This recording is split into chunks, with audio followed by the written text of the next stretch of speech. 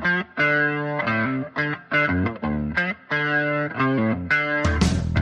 want to talk real quick about the 230 Bay Reef that I picked up today. We got to take it out on the water, just a little pond, but we got it cruising, that thing. It's amazing. I mean, I'm glad you went ahead and said, the heck with the weather, let's do it anyway. Welcome to the Woman Angler and Adventurer podcast, inspiring real women with a passion for fishing and the outdoors to go get their adventure on. Now, here's your fearless host, Angie Scott. Welcome to this week's episode of the Woman Angler and Adventurer podcast. We are right down to the wire here. If you've been following along and listening to these episodes as they're released, I'm currently 3 days away from hitting the road for Dallas, Texas to fish my first Lady Bass Anglers Association Women's Pro Bass Tour tournament as a boater on Lake Ray Hubbard just outside of Dallas. I have been working tirelessly to get everything together, and we're so close, but still not quite 100%. The boat is still not quite rigged, and I want to put it in the water here at least one time before we leave, and I officially tell them I'm switching over to the boater side. Currently, I'm registered as a co-angler, but I'm right on the bubble, meaning if a boater has to drop out for any reason, I'm out. If we get the boat ready to go, then 2 more co-anglers get to fish, so that's another big motivation for me to try to get this all situated.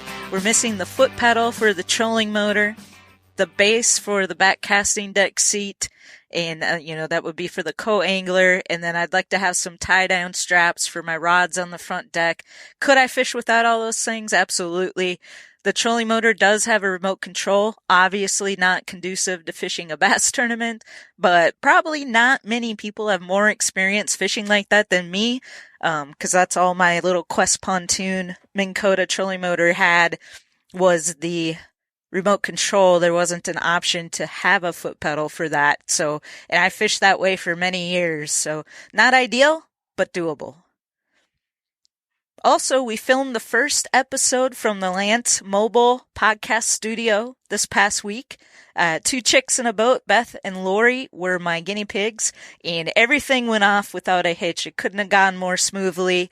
It was a video podcast episode to boot, so I'm looking forward to doing more of those this year. And look for that episode to come out on Tuesday. It was kind of our first trial run. Actually, we took it over to an RV park and to try out all the different systems, make sure everything works good. And the one thing that did not work was the water heater. So I turned on the water heater, heated up the water great, but I think it's maybe an adjustment. It's a little too hot because it started coming out the pressure relief valve on the outside of the truck camper. Cut that off, and we need to get that figured out. In the place that we were going to be staying outside of Dallas, right close to the boat launch there, was this RV park called Plantation Place. They do not have a bathhouse there. So it would be pretty rough being there for a week to 10 days and not having easy access to hot water to take a shower and all those things. So with everything still kind of up in the air with the boat, we decided just to focus all our attention on getting that ready to go. That's the main thing for this trip, this first tournament. And then from there, we'll get the truck camper worked out. I've got some ideas on other things I want to do to the camper as well to make it more efficient, like adding lithium batteries, possibly a solar panel. Might go with an upgraded water heater. We'll see what that ends up being. But anyways, so great experience from the studio itself. Everything worked great. And I'll be doing some videos showing you my setup on that, and looking forward to doing more episodes from the Lance Truck Camper Mobile Podcast Studio. One more quick announcement. I am teaming up with bassing gal Barbara Harris on a new project called Women's World of Fishing. We'll be going live on YouTube every Monday evening, 7 Central, 8 p.m. Eastern, to cover all things in the world of women in fishing. And we invite you to come on with us, interact with us. We think it's going to be a lot of fun. We're going to be doing it from the same platform that I did my first mobile podcast studio episode with Beth and Lori. So it's really easy to join in, and looking forward to that. So it's also going to be going out to Twitter and Facebook as well. So if you're not on YouTube, you can also connect with us on those other platforms.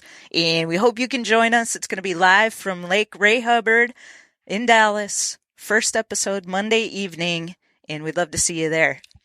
All right, so this week's episode, you get to meet Tom and Mike Marlowe from Qwest Boats. So I'm running a 230 Bay Reef this year, and I went to South Carolina to tour the factory, pick up the boat for the Boat Locker dealership in Nashville so they could get to work on getting her all rigged up. And while I was there, we got to take it for a quick test spin with the Yamaha 250 VMAX show. You'll hear about that in this week's episode. And also, did you ever wonder how Qwest Boats in Ridgeville, South Carolina came to be named Qwest? Well, you'll find out the answer to that on this week's episode as well, so I hope you enjoy.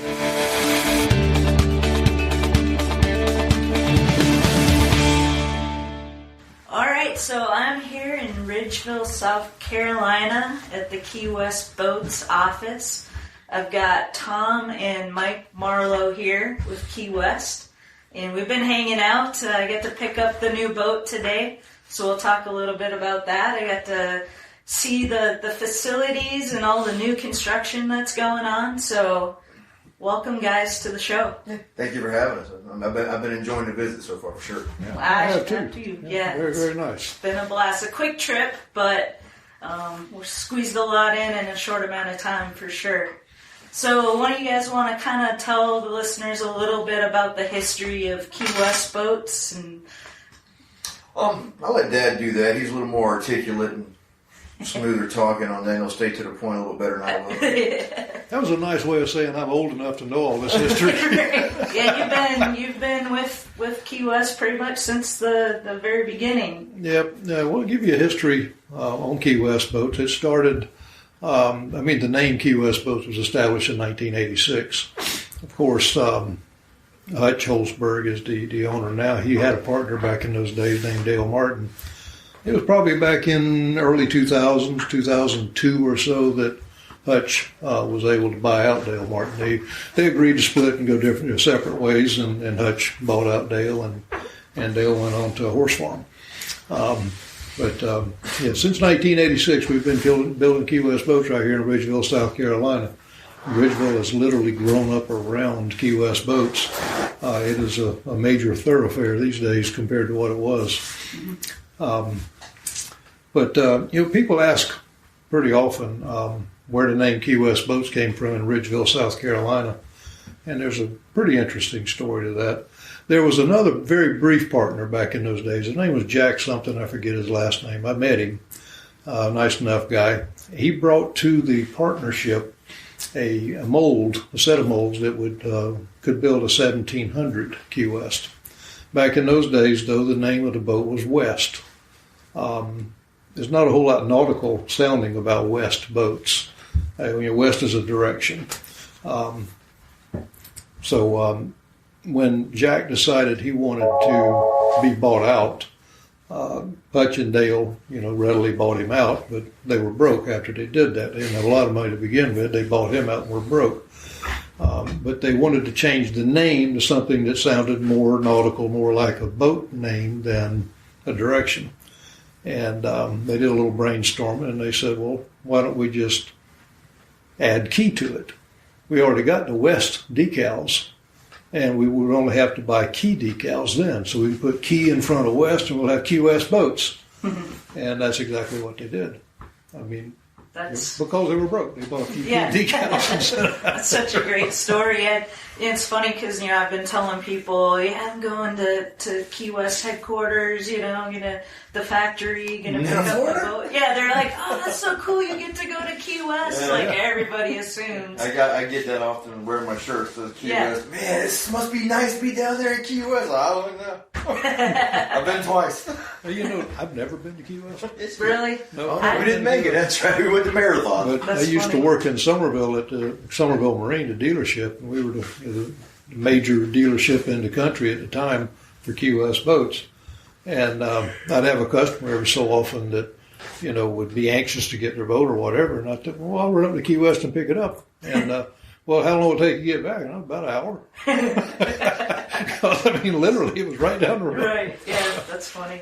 So been around for a while. It's kind of gone through some different models and things like that over the years. So you're at 12 models. We counted it up to today. 12 different models currently. And I picked up the 230 Bay Reef. Yeah. I got to see the molds and kind of see how all that process works, which was really cool. And you guys have a pretty big operation. I mean, how many boats do you put out a week?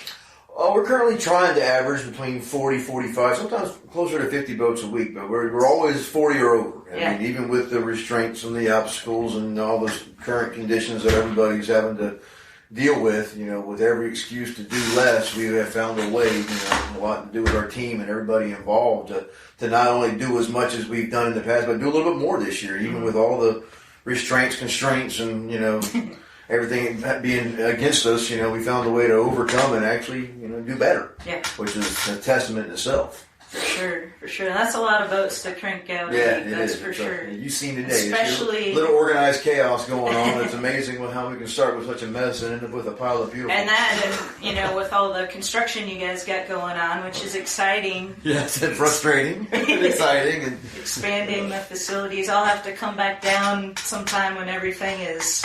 I'm excited for that. I mean, just being over here, in this new office building right here, has been amazing for just, our own self-esteem. You look out the window at the muddy mess and the doldrums of construction and all the slow misery of it just dragging on day after day and just being in your way. But then you get a little glimpse. You come over to this brand new office. This is beautiful. Everything's awesome. I just hope that those guys in the plant, whenever they get that finished, if they feel half as good as I do about where I'm at right now, production probably will increase by 20% just by morale.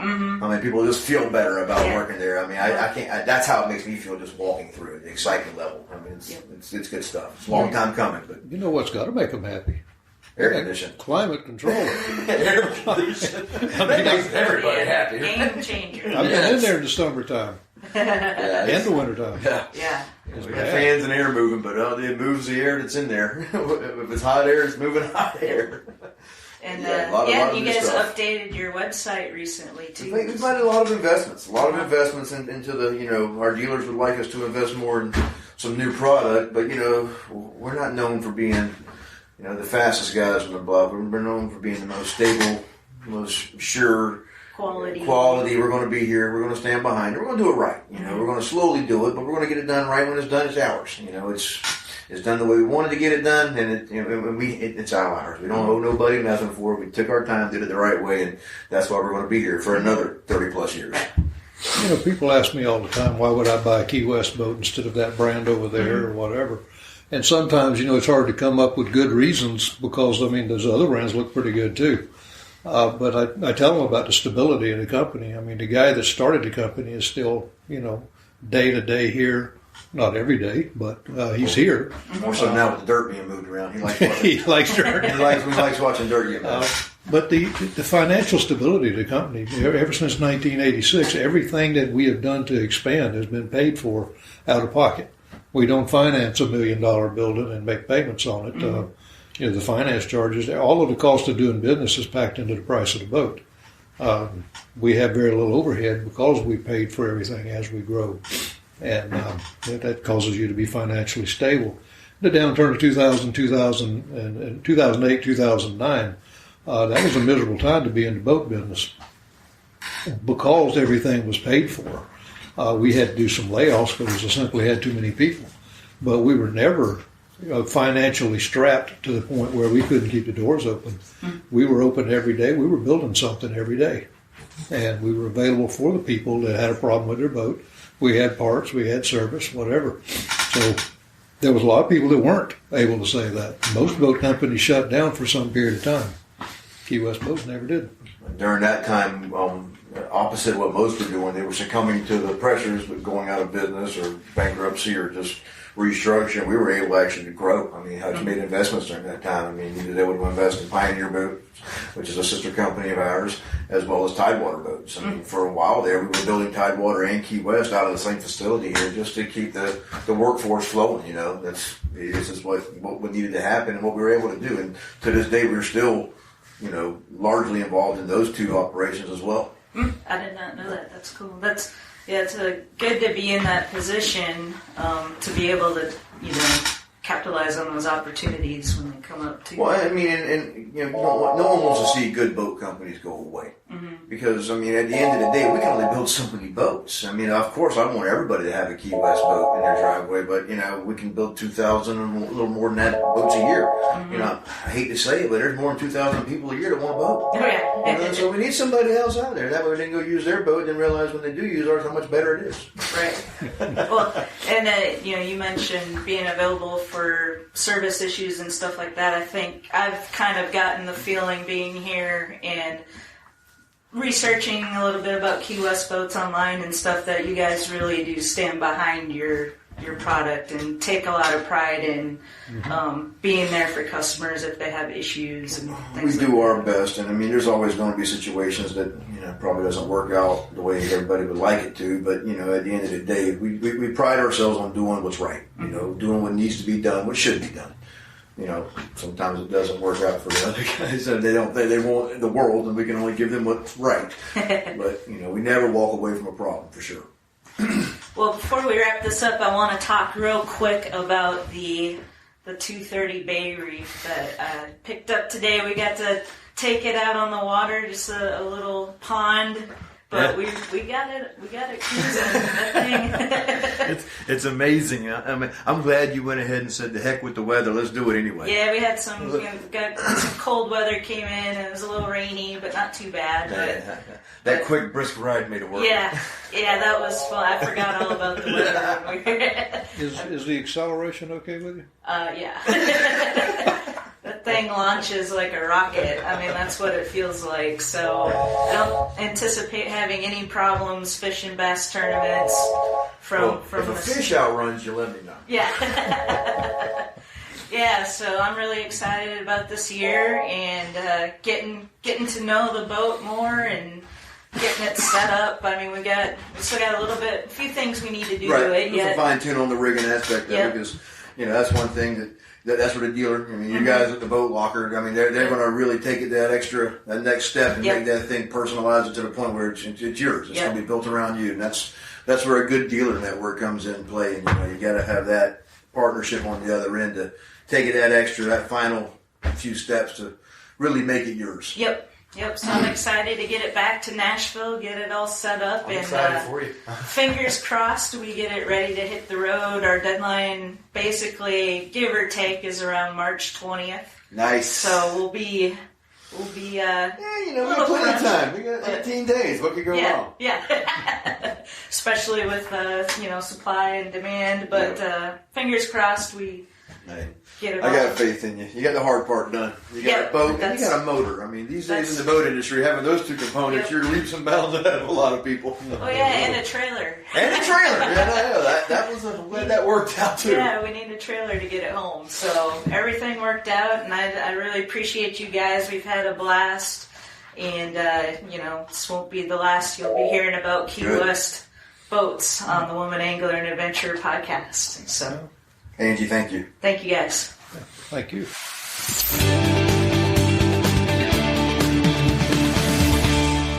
All right, thanks so much for listening, everyone. Stay tuned for next week's episode from the Lance Truck Camper Mobile Podcast Studio with two chicks in a boat. We talk a lot about tournament angling, which is kind of a hot topic for me right now. So if that's something you're interested in or just become a better bass angler, that's going to be a great episode for you to tune in for. And then don't forget about that Monday Night Live. So the night before that podcast comes out, the Monday Night Live, 8 p.m. Eastern, 7 Central, YouTube, Facebook, Twitter. You'll be able to access it on all those channels. I'll post the links in the Woman Angler and Adventurer page and group as well. So check that out, and we hope you can join us, interact, and I think it's going to be a really fun weekly Monday Night Live talking about all things in the world of women and fishing. That's all I got for now, and I'll be posting updates from Lake Ray Hubbard, and hopefully everything comes together. Y'all say a prayer, and I'll see you next week.